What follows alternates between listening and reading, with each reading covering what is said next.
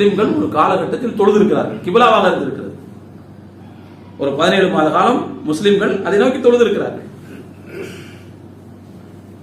முஸ்லிம்கள் வெறும் மதீனாவில் இருக்கிற முஸ்லிம்கள் மட்டுமல்ல, அன்னைக்கு இஸ்லாத்துக்கு வந்த எல்லாரும் உலகத்திலிருந்து அந்த பக்கம் தான் திரும்பி தொழுதிருப்பாங்க. அதான அர்த்தம். அன்றைக்கு மதீனாவில் இருக்கக்கூடிய முஸ்லிம்கள் இல்ல, பக்கத்து நாடுகள்ல இஸ்லாம் போயிருந்தா கூட, அன்னைக்கு இந்தியாவில இருந்து ஒருத்தர் முஸ்லீம் ஆயிருந்தா கூட அவர் அன்னைக்கு தொழுதிருக்கணும், பைத்துல் மஸ்ஜித் தான் நோக்கி தொழுதிருக்கணும். அப்ப நமக்கு அது கிபிலாவாகவும் இருந்திருக்கிறது.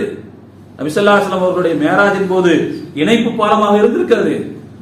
மிக முக்கியமான பள்ளிவாசலில் 3வது பள்ளிவாசலாகவும் இருக்கிறது. அந்த அளவுக்கு மார்க்க ரீதியாக அந்த பள்ளிவாசல் என்பது நமக்கு உரிமைப்பட்டது, முஸ்லிம் சமூகத்திற்கு உரிமைப்பட்டது, சர்வதேச முஸ்லிம் உம்மத்துக்கு உரிமைப்பட்டது. எனவே முஸ்லிம் உம்மத் அனைவரும் சேர்ந்து முன்னெடுக்க வேண்டிய போராட்டம் இது. நம்மளால முடியல, அவங்க நமக்காக செஞ்சுக்கிட்டு உட்கார்ந்துருக்காங்க.